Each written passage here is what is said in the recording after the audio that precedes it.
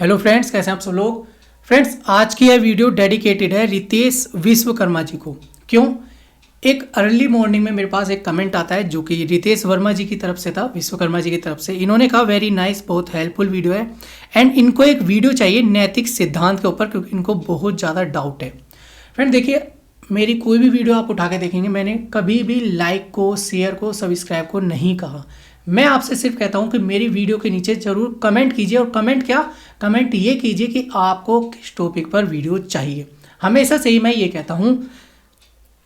अब देखिए, किसी भी टीचर को नहीं पता कि आपको कौन सा पॉइंट क्लियर नहीं हो रहा। रितेश विश्वकर्मा जी के कमेंट के अनुसार ही मेरा मार्गदर्शन हुआ और मैं समझ पाया कि इनको भाई नैतिक विकास पर या नैतिक सिद्धांत पर एक वीडियो चाहिए। इसीलिए मैं आपसे कहता हूँ कि आप कमेंट कीजिए और हमें बताइए कि आपको किस टॉपिक पर कंटेंट या किस टॉपिक पर आपको वीडियो चाहिए होती है।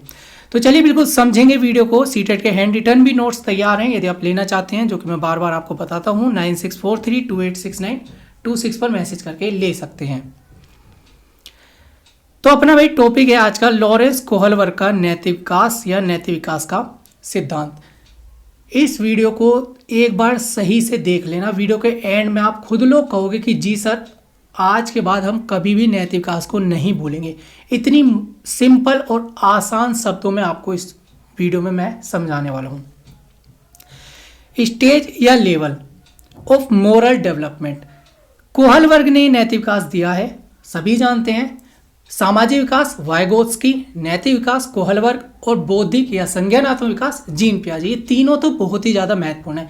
एक इसमें चौथा और आता है भाषा विकास। भाषा विकास किसका आता है? तो नॉम चोम्स्की। चारों ही बहुत ज़्यादा महत्वपूर्ण है, ये कोई भी नहीं भूलेगा, अब सबको याद हो गए हैं। कोहलवर्ग के अनुसार 0 से 3 वर्ष तक के बच्चे में कोई नैतिकता नहीं होती। ये हम भी जानते हैं भाई। देखिए, 0 से 3 वर्ष का बच्चा कितना छोटा होता है, आप खुद इमेजिन कीजिए। 0 से 3 वर्ष का बच्चा इतना छोटा होता है कि उसमें नैतिकता को तो छोड़ो, वो दूसरों पर ही निर्भर होता है, दूसरों से ही नकल करता है, अनुकरण के आधार पर सीखता है। यही हमारा जीन पियाजे कहते हैं संवेदी प्रेरक अवस्था में, जो कि 0 से 2 बताया इन्होंने इसको 0 से 3 बता दिया, उन्होंने 0 से 2 बता दिया। बस 1 साल का फर्क है और बहुत बड़ा फर्क इसमें नहीं है। बच्चा नकल करता है, चाहे वो गलत हो और चाहे वो सही हो, तो इसमें नैतिकता की तो कोई बात ही नहीं रही। तो जब 0 से 3 तक कोई नैतिकता की बात ही नहीं हुई, तो नैतिक विकास अब कब से स्टार्ट होता है? 3 वर्ष से आगे की उम्र तक। ठीक है, 3 तक कोई नहीं, 3 से आगे मतलब 4 से स्टार्ट हो जाता है नैतिक विकास। नैतिक तर्कणा क्या होता है? नैतिक विकास में सबसे महत्वपूर्ण टॉपिक होता है नैतिक तर्कणा। सही गलत के बारे में समझ या चिंतन प्रस्तुत करना ही नैतिक तर्कणा कहलाती है। सही या गलत, सही हो रहा है ये काम, गलत हो रहा है, ऐसी एक चिंतन करना अपने माइंड में, या ऐसा कोई तथ्य प्रस्तुत करना ही नैतिक तर्कणा कहलाता है। कितना सिंपल है। अब देखिए, नैतिक विकास की कुल 3 अवस्थाएं हैं फ्रेंड। नैतिक विकास की 3 अवस्थाएं दी गई हैं कोहलवर्ग के द्वारा। हर अवस्था में 2 उप अवस्थाएं दी गई हैं।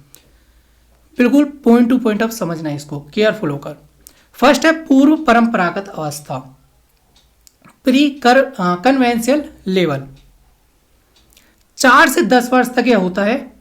नैतिक तर्कणा दूसरों से निर्धारित होती है। आप देखो, 4 से 10 वर्ष का बच्चा दूसरों पर निर्भर होता है ना, बाहर कहीं बहुत ज़्यादा अपने पड़ोस में घूमता और बहुत ही ज़्यादा स्कूलों में भी वह नहीं घूम रहा होता है ना, वो अपने निकटतम परिवार के सदस्य और विद्यालय के शिक्षकों के ऊपर ही निर्भर होता है। अब जब बच्चा दूसरों पर ही निर्भर है, तो वह खुद से तो अपना दिमाग चलाएगा नहीं, वह सिर्फ दंड और आज्ञाकारिता का पालन करता है। सिर्फ दंड मतलब डरता है, और जो आज्ञा दी जाती है अपने से बड़ों की, शिक्षक की या पेरेंट्स की, उनका ही पालन वह करता है। इसको कहते हैं पनिशमेंट एंड ओबीडेंस। इसमें बच्चा दंड से बचने के लिए और बड़ों की आज्ञा मानते हुए नैतिक कार्य करता है। इसमें खुद से अपना दिमाग बच्चा नहीं चलाता। ओरिएंटेशन मीन्स होता है अभिमुखता। ठीक है, किसी क्वेश्चन में दंड, आज्ञा पालन, अगर अलग अलग शब्द मिले तो उनको बिल्कुल भी राइट मत करना। एक तीसरा या चौथा ऑप्शन आपको मिलेगा जिसमें लिखा होगा दंड एवं आज्ञाकारिता, उस ऑप्शन को बिल्कुल राइट कर देना। और अगर किसी अवस्था से राइट करना होगा, रिलेट करना होगा, तो दंड एवं आज्ञाकारिता, जो कि आती है आपकी पूर्व परंपरागत। ठीक है, परंपरा से पहले की अवस्था। ठीक है, कोई भी इसमें आपका कंफ्यूजन नहीं है। उदाहरण देखते हैं। नैतिक विकास से कोई भी एक क्वेश्चन अगर मैं किसी स्टूडेंट से पूछूं तो सिर्फ और सिर्फ उन्हें एक ही क्वेश्चन याद रहता है, हिंज की दवाई, हिंज की दवाई। यही क्वेश्चन मैंने आपको उदाहरण के लिए समझाया। देखिए 2019 में पूछा गया था, एक बच्चा तर्क देता है कि हिंज की दवाई की चोरी नहीं करनी चाहिए क्योंकि यदि वह ऐसा करता है तो उसे पकड़कर जेल भेज दिया जाएगा। जेल भेजने पे क्या होता है, दंड मिलता है। जेल भेजना दंड के रूप में आता है। तो फ्रेंड यहाँ पे जो इसका अर्थ है या निहितार्थ है वह दंड से है। और उस बच्चे की एज यदि पूछी जाए तो दंड एवं आज्ञाकारिता का पालन करता है और एज बच्चे की 4 से 10 वर्ष के बीच में और पूर्व परंपरागत अवस्था के बीच की ये स्टेज है। अब आते हैं इसकी दूसरी उपावस्था में, यह है आत्म अभिरुचि तथा प्रतिफल अभिमुखता। इसमें बच्चों को पुरस्कार जो होते हैं, गिफ्ट जो होते हैं, पाने की अभिलाषा होती है या अभिप्रेरणा होती है। बच्चे को होता है कि मैं अगर अच्छा काम करूंगा, कहते हैं नहीं छोटे बच्चे को कि भाई आप अच्छा काम करोगे तो आपको ये गिफ्ट दिया जाएगा या आपके लिए तालियां बजाई जाएंगी, क्लैपिंग होगी। तो वही जो होता है आत्म अभिरुचि तथा प्रतिफल अभिमुखता होती है। और ये दोनों ही उपावस्थाएं पूर्व परंपरागत अवस्था में आती हैं जो कि 4 से 10 वर्ष के बीच होती है। ठीक है, बहुत आसान था। देखिए अब आता है परंपरागत अवस्था। पहले परंपरागत से पूर्व थी, अब आती है परंपरागत। यह आती है 10 से 13 वर्ष। नैतिक तर्कणा परिवार और छोटे स्तर पर समाज में निर्धारित नैतिक नियमों से होती है। छोटे स्तर पर इसलिए कहा है क्योंकि 10 से 13 वर्ष का जो बालक होता है वह अपने क्षेत्र के लोगों को ही जानता है। देखिए इसमें फर्स्ट अवस्था है अच्छा लड़का या अच्छा लड़की होने की अभिमुखता। यदि मैं अच्छा कार्य करता हूं तो मुझे अच्छा लड़का कहा जाएगा या मुझे अच्छी लड़की कहा जाएगा। इसमें बच्चा उत्तम दिखाई देने के लिए नैतिक तर्कणा का सहारा लेता है, मतलब नैतिक कार्य करता है। दूसरी स्टेज आती है अधिकार संरक्षण अभिमुखता। इसमें बच्चा देखिए जो 10 से 13 वर्ष की जो अवस्था है, इसमें बच्चा किशोरावस्था में कदम रखने लगता है। किशोरावस्था 12 से स्टार्ट हो जाती है, तो इसमें किशोरावस्था में कदम रखने लगता है। इसीलिए आती है अधिकार संरक्षण अभिमुखता। अधिकार की जो मांग उठती है किशोरावस्था से ही उठने लग जाती है। इसमें अपने को बच्चा नियम एवं व्यवस्था के प्रति जवाबदेह समझने लगता है। बच्चों को लगता है कि हाँ हम भी कुछ बड़े, यदि हम गलत करते हैं तो हमें जवाब देना पड़ेगा। किसको? अपने समाज को और समाज में आने वाले बड़े लोगों को। तो वह अपने प्रति जवाबदेह समझने लगता है अपने को। इसीलिए उदाहरण देखिए यहाँ पे लिखा है, झूठ बोलने से सम्मान नहीं मिलता। इस तरह की प्रबल भावनाएं बच्चे में विकसित होने लग जाते हैं। किसमें? परंपरागत स्टेज में, जो कि होती है 10 से 13 वर्ष।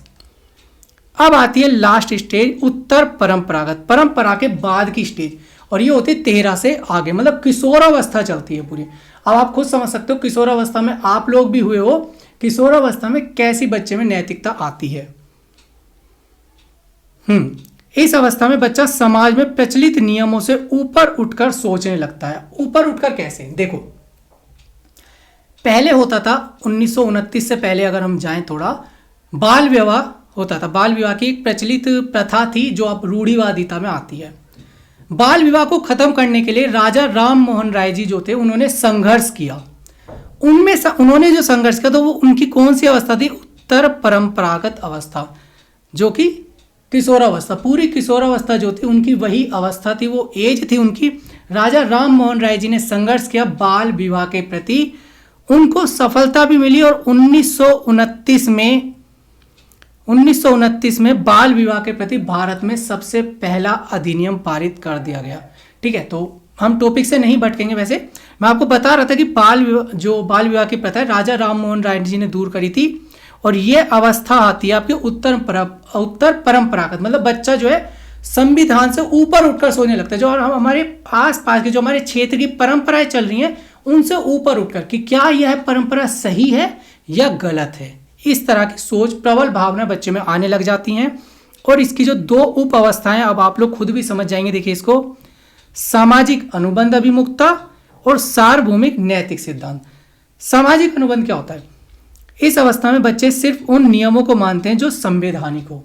मतलब बच्चे कहते हो, आपने सुना होगा कि मैं यह तभी मानूंगा जब तुम मुझे लिखा हुआ दिखाओगे। लिखा हुआ मीन्स संवैधानिक, संविधान में लिखा हुआ होगा तभी इस चीज को मैं मानूंगा। यदि कानूनी लिखा हुआ है तभी मैं इस चीज को मानूंगा। ऐसी आपने भावना बहुत देखी होंगी, तो वो सब आता है सामाजिक अनुबंध अभिमुखता। लेकिन 100 में से सिर्फ 10 बच्चे ऐसे भी होते हैं जिनमें आती है ये वाली अवस्था, सार्वभौमिक नैतिक सिद्धांत। सार्वभौमिक मतलब सबका भला। ये तो आपने सुना होगा बहुजन सुखाय बहुजन हिताय, नहीं, सर्वजन हिताय एंड सर्वजन सुखाय, ये आती है सार्वभौमिक नैतिक सिद्धांत की अभिमुखता। इसमें बच्चा जो होता है केवल स्वयं के बारे में ना सोचकर सभी के, चाहे उसका दुश्मन ही क्यों ना हो, सभी के हितों के बारे में नैतिक तर्कना प्रस्तुत करने लगता है। राजा राम मोहन राय जी का अगर हम उदाहरण दें तो वह सार्वभौमिक नैतिक सिद्धांत अभिमुखता के अंतर्गत आते हैं। 100 में से कोई 10 बालक ही ऐसे होते हैं। ठीक है, देखिए यहाँ रेशियो भी मैंने लिखा 90:100।